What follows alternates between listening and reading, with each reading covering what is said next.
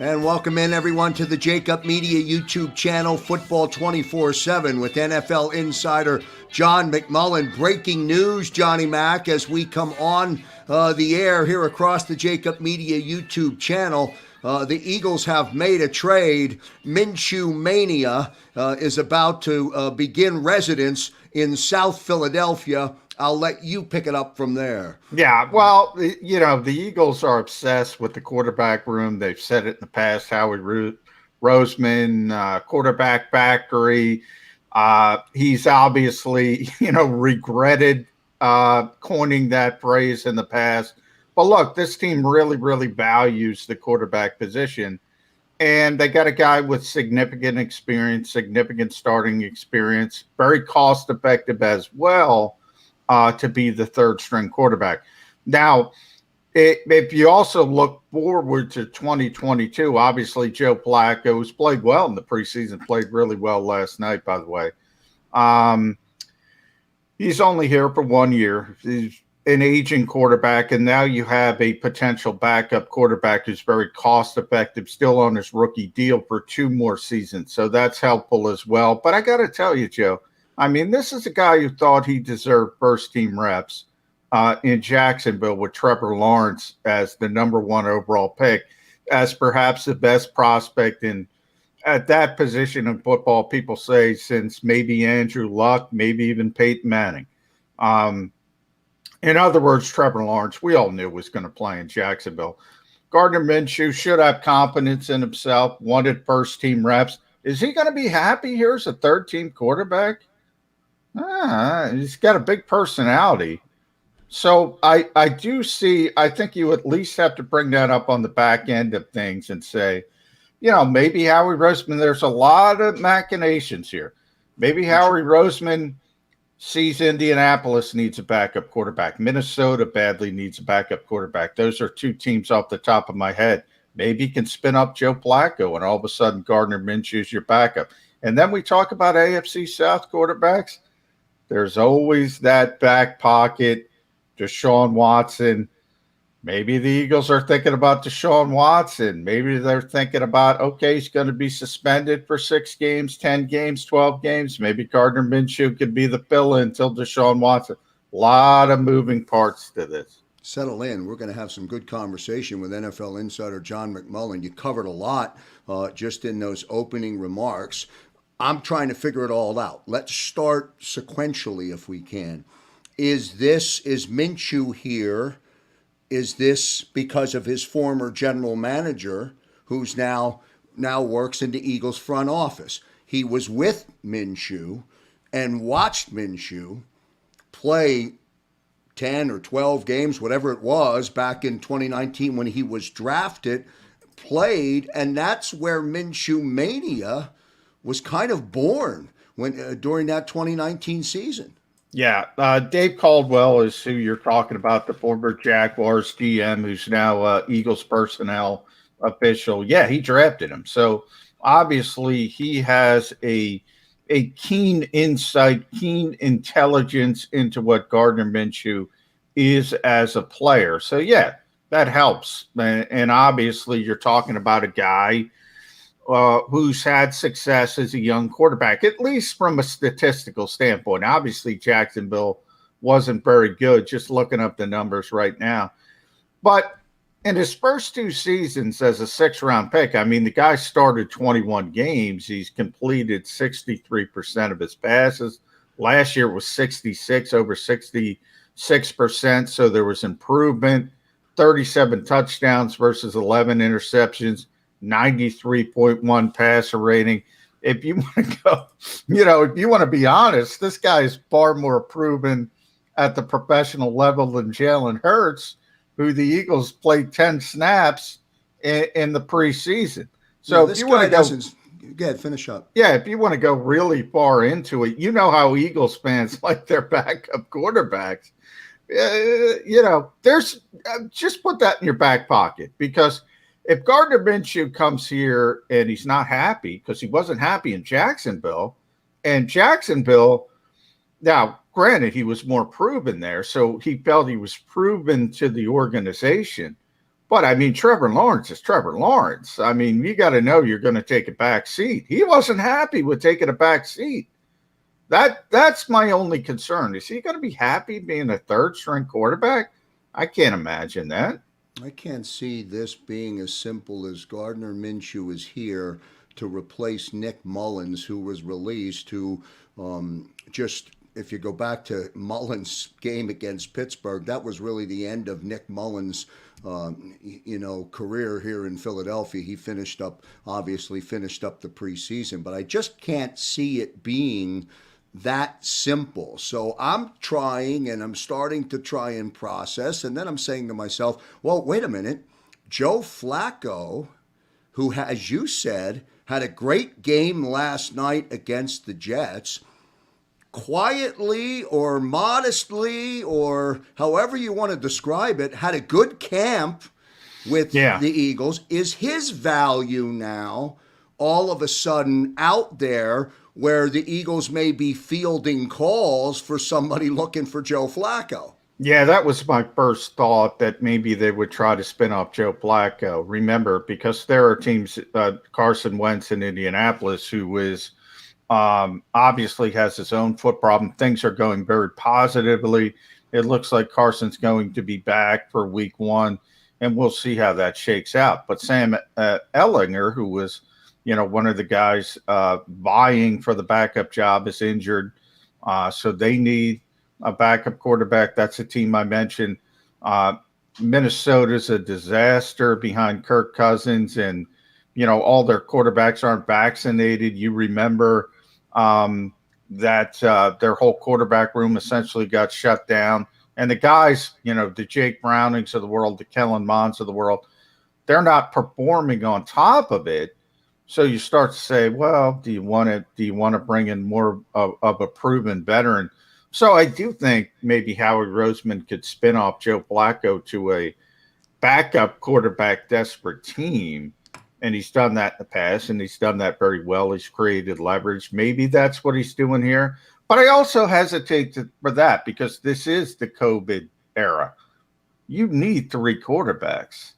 So the question is, you're not worried about Jalen Hurts. You're not worried about Joe Flacco. But is Gardner Minshew going to be a fit as the third string quarterback here? I don't know if he's going to be happy with that. On paper, if he is happy, if he is a good soldier, this is a great move. I mean, this is tremendous depth.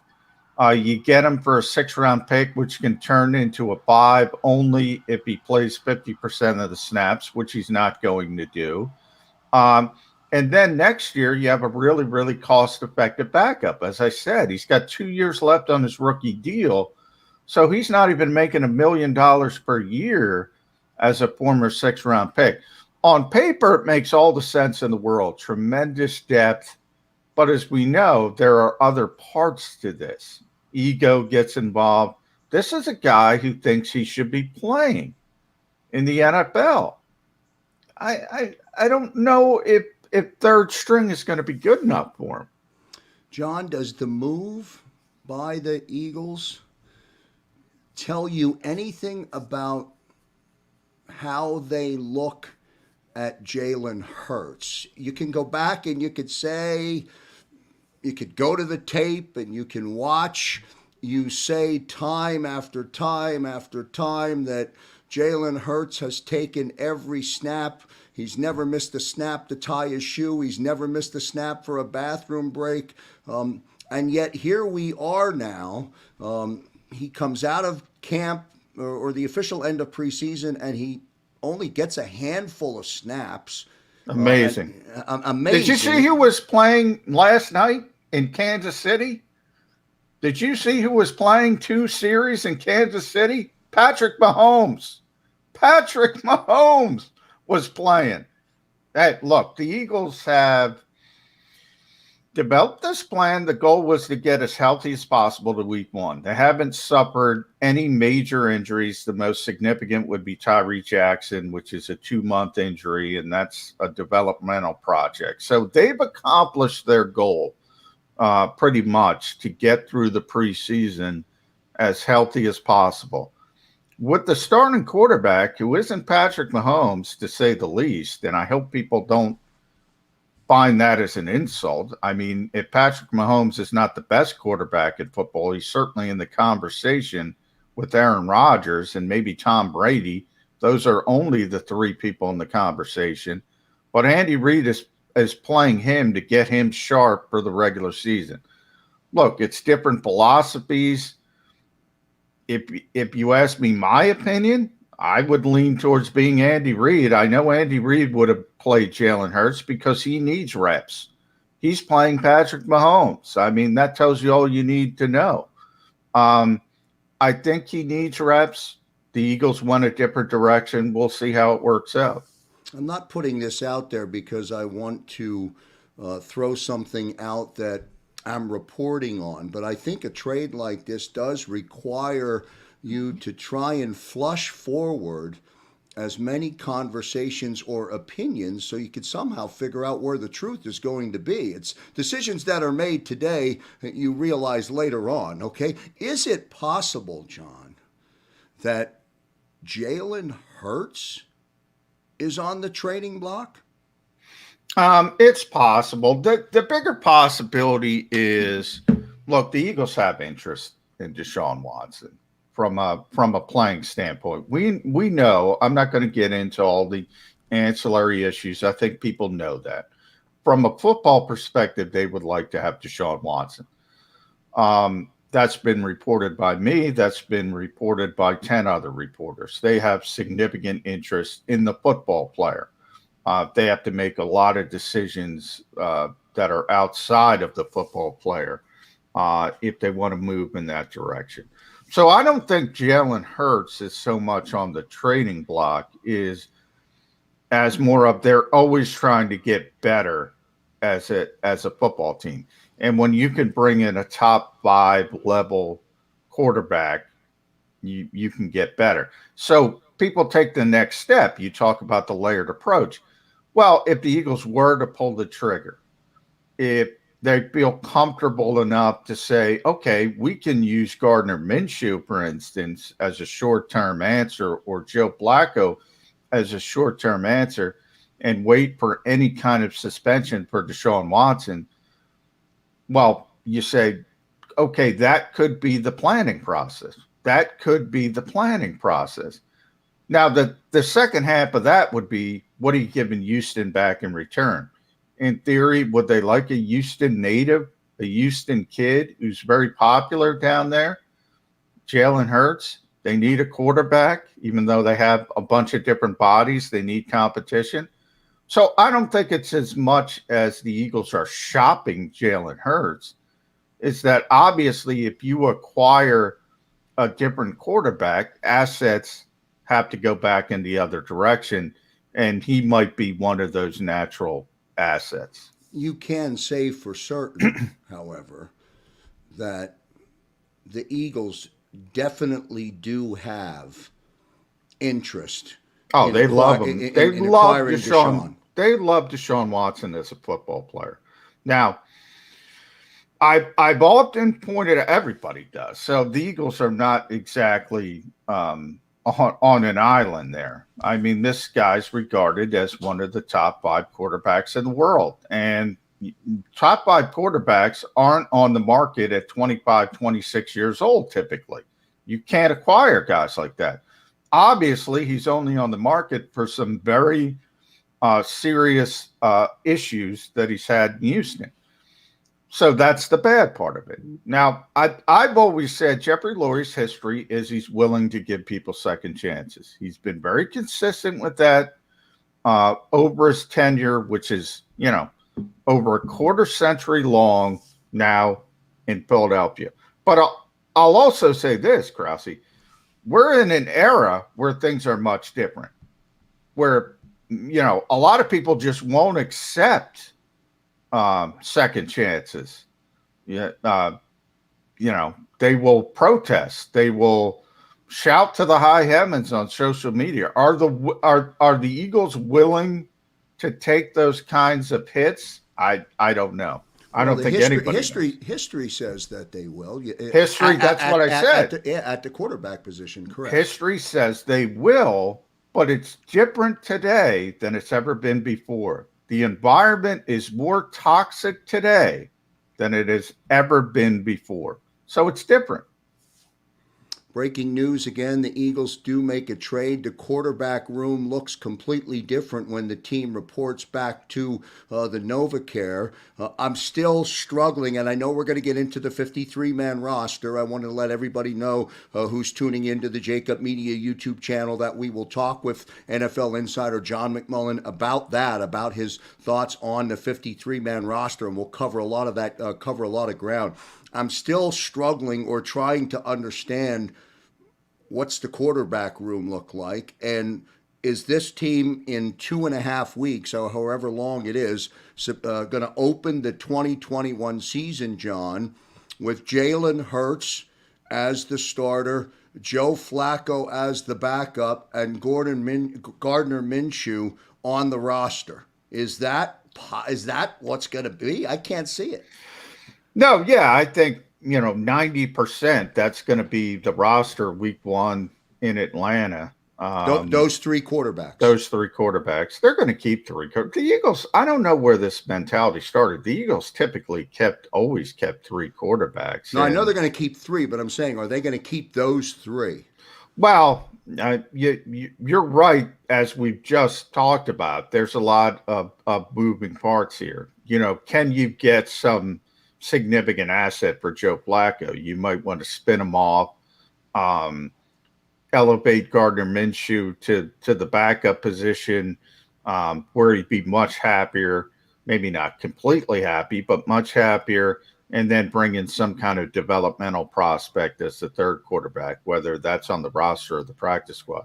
We've talked about Watson ad nauseum. I don't want to go down that route any longer. So there's a lot of potentials.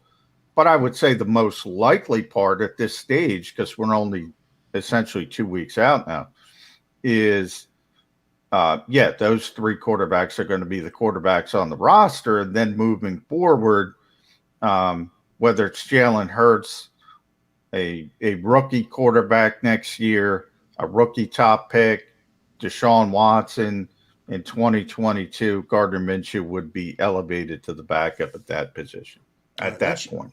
All right, good stuff from John McMullen. As the Eagles do make a trade here, there'll be a lot more activity. Keep it here on the JAKIB Media YouTube channel. Let me use a question, and then we'll use this question and answer to transition into our conversation about the 53-man roster. Let me throw a question out to you that popped up yesterday on the National Football Show with Dan Cilia. I thought it was a great question, great dialogue. Who's under more pressure, John?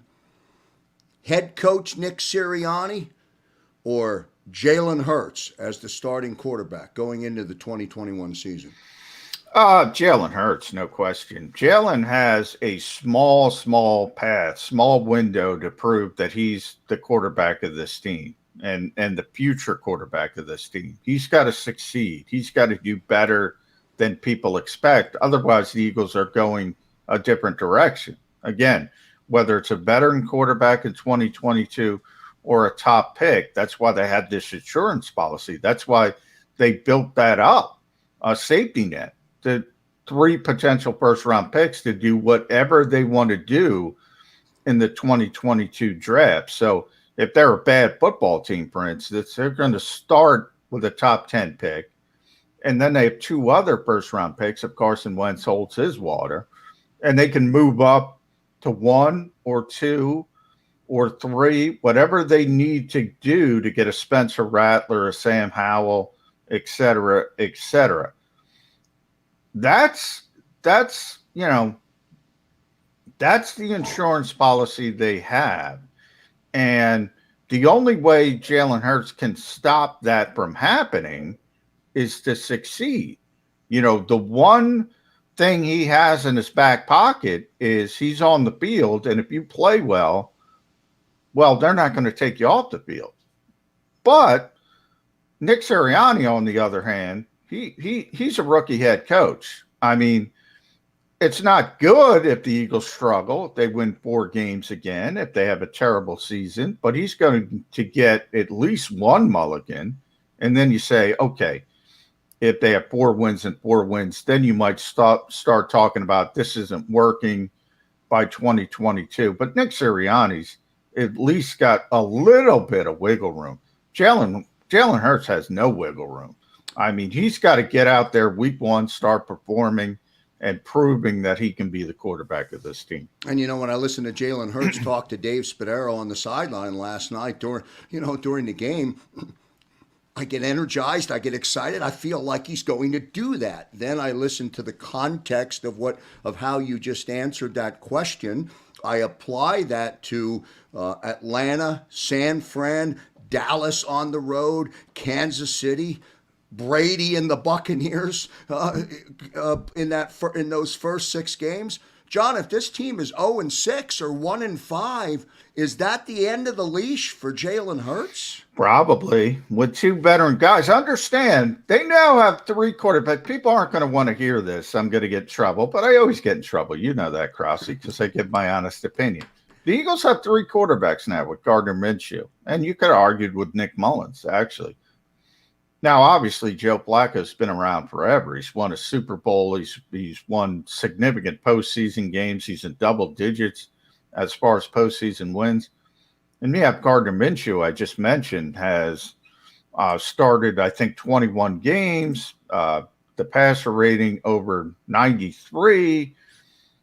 The least proven quarterback in the Eagles quarterback room is Jalen Hurts. It's not Joe Flacco. Sure as heck ain't Joe Flacco. It's not Gardner Minshew. It's Jalen Hurts. So when you look at it from that perspective, you say, okay, there is tremendous uncertainty when it comes to the quarterback position. And we just talked about, the preparation. Patrick Mahomes, Andy Reid is getting Patrick Mahomes sharpened for week 1, the best quarterback in football, the former MVP. And the Eagles are going a different direction with a quarterback with no experience, 4 career starts. They gave him 10 preseason reps. I mean, there is uncertainty. What I can tell you about Jalen Hurts, my own personal opinion, he's going to make plays. He's a playmaker. He's also going to make mistakes because he is a very young quarterback. And I say this about the receiving corps as well, which is probably the most talented group the Eagles have had in quite a long time. Maybe you go back to Deshaun Jackson, Jeremy Maclin, and Jason Avant. But they're young. You got a rookie and 2 second-year players. So I think you're going to have big plays and you're going to have big mistakes. And, it all comes down to, are those big plays helping you win games, or are those big mistakes helping you lose games? And that'll be the tale. They're going to have more big plays than mistakes, we hope. Is that what you think? That's the hope. But I mean, that's a lot of unproven people you're counting on. Because we don't know, John, at this point in time, with camp officially ending last night, we don't really know a lot about this team, do we? Well, we know about the offensive line, the defensive line. We know that. Those guys are good. The concern there is they're aging. Will they stay healthy? Will Lane Johnson, Brandon Brooks, Jason Kelce stay healthy? Fletcher Cox, post 30, Brandon Graham, post 30. Derek Barnett, injury prone, but we know they have talent on the offensive and defensive line. The playmaking positions, there's tremendous outside of tight end. There's tremendous uncertainty, tremendous. And I always say this, when you have a lot of questions, if Jalen Hurts does this, if Quez Watkins does this, if Jalen Reagor turns the corner, if Devontae Smith can hit the ground running, if Miles Sanders can sharpen up his pass catching skills, his pass protection, if. I've been covering this league for over 25 years, Krause. When you have that many questions, not all of them are going to turn out positive. Some might, but there's going to be some negatives. And there always is. And that's the concern with all that uncertainty. I don't want to make more out of it than it was, but your preseason finale ends on a Hail Mary, and you go into the books at 31-31 in a game last night where there were many, or I don't, maybe many's the wrong word. There were some battles and players on the bubble trying to show that they should make this roster and or show somebody else around the league, hey, come get me, I'm available. Let's start with Dillard. They keep him? Are they going to trade him? Is Howie's phone ringing for him? What are your thoughts on Andre Dillard? I think they would like to trade him, but they're not going to cut him. So it's one of those things. Look, it's not easy to just snap your fingers and say, I'm going to trade Andre Dillard. I'm going to trade Zach Ertz, for instance, a bigger high profile, even lesser profile, Matt Pryor. They'd like to trade Matt Pryor. You can't trade everybody. You can't make 57 trades. He's already made one, and we'll see. I think they're trying to work it. They're really deep on the offensive line. As I said, they had 14 or 15 offensive linemen. Every single one of them is an NFL player. You can't keep them all. So you're going to have to cut people who are NFL level players. And, the Matt Pryors of the world, the Coyote Awasikas, nobody's going to, blink an eye. But these guys can play. Suo Peta, I don't see how he makes the roster. They can all play in the NFL. But other teams are smart as well, and they know the Eagles can't keep all these guys, so we're not gonna break our backs offering you this and that and this when we know you got to cut a guy.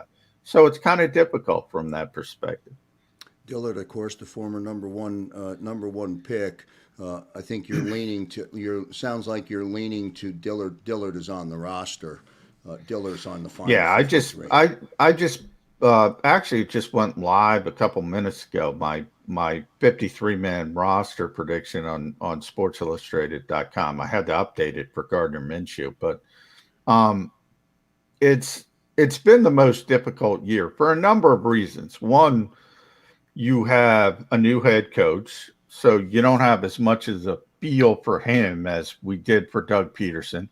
There's a lot of new COVID rules that have carried over from last year. You have an expanded practice squad. You have the ability to put veterans on the practice squad, so that complicates things. You have short-term injured reserve rules because of COVID. That complicates things. Guys who are hurt, Tyree Jackson, Davion Taylor, Landon Dickerson. Look, you might want to put them on the first 53-man roster because if you put him on injured reserve like a Tyree Jackson before that, he's done for the season.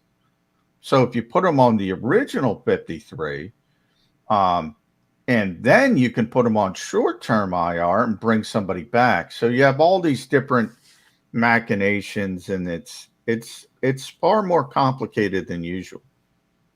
And there's a lot of moving parts all over the board. I mean, there's the Rodney McLeod story. They have to carry Rodney, who hasn't been able to practice yet. And he's, it's interesting.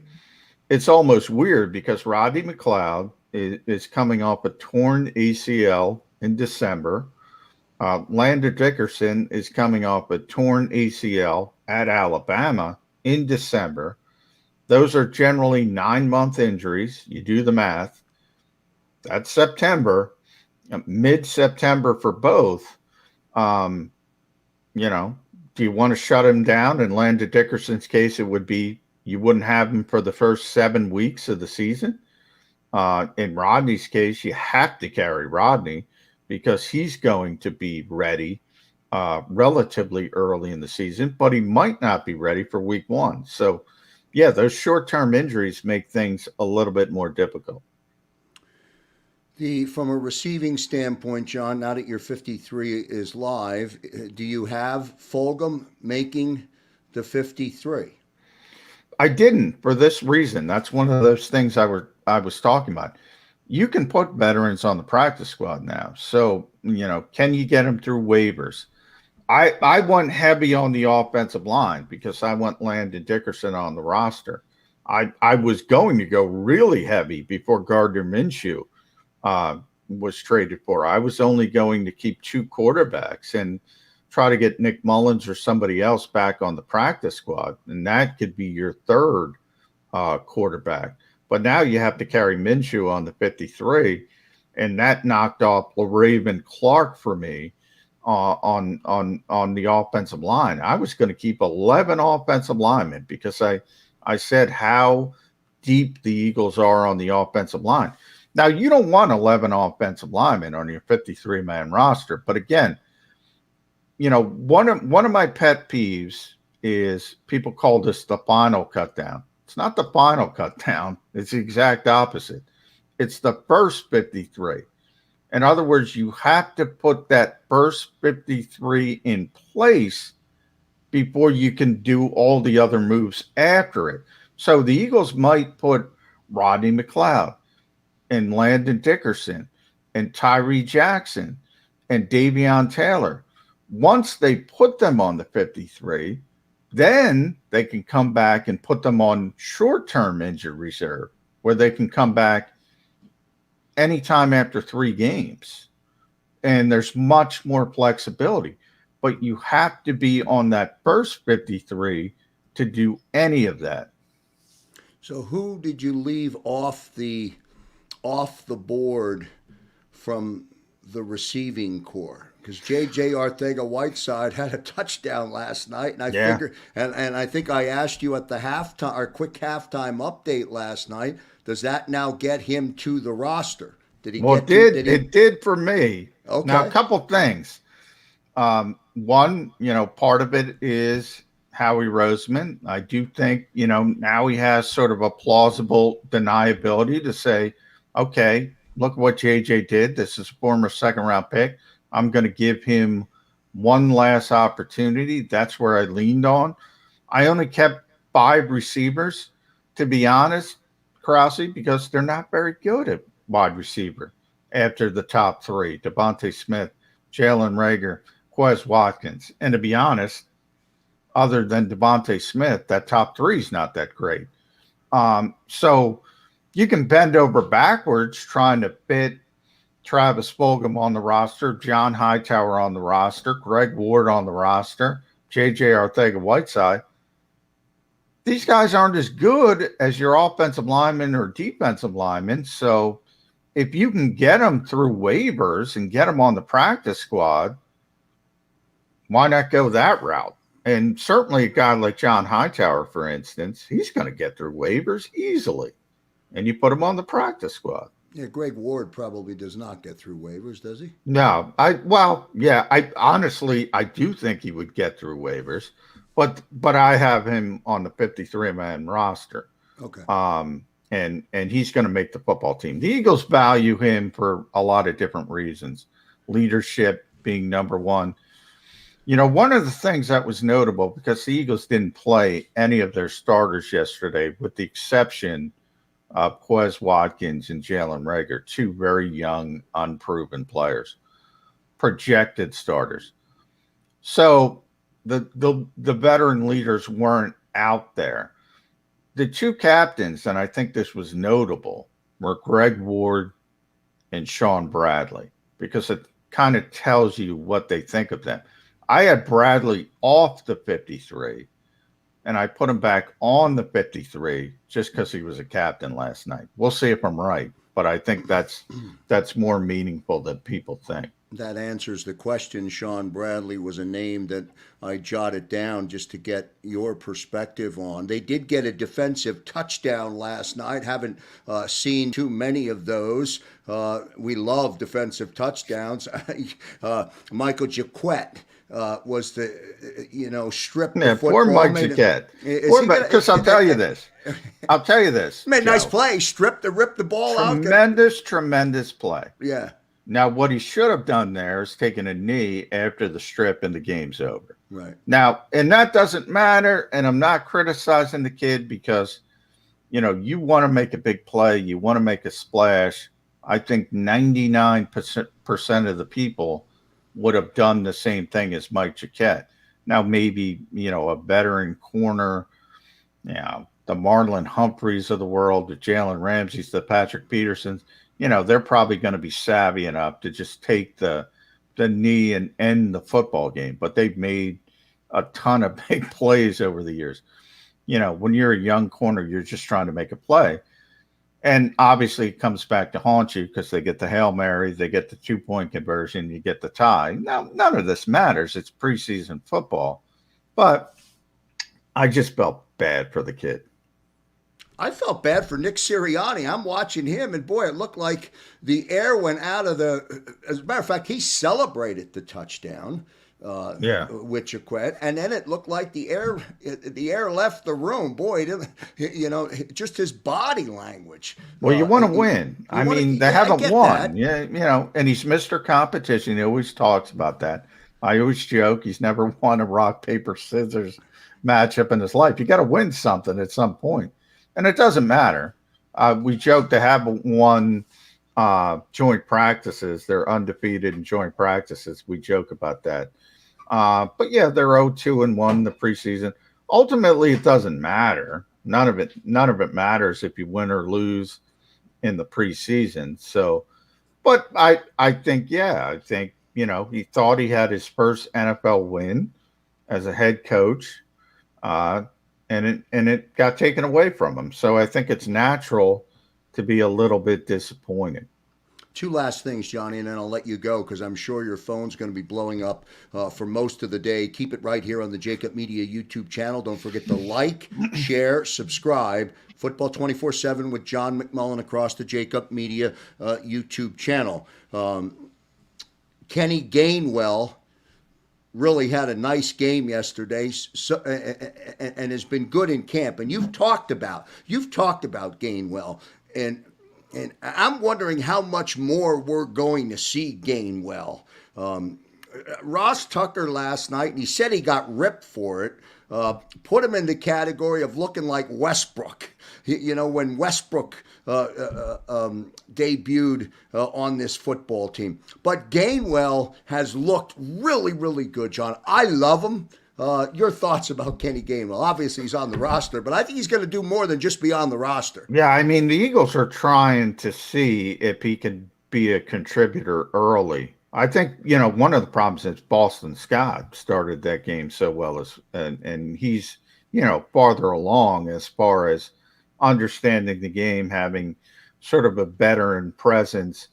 But the Eagles in practice against the Jets, which was more important, to be honest, when they were doing hurry-up drills, 2-minute drills, desperation drills, Kenny Gainwell was the running back on the field because you need a pass-catching running back. So they're trying to see if he can handle that role early in the season as a young rookie running back.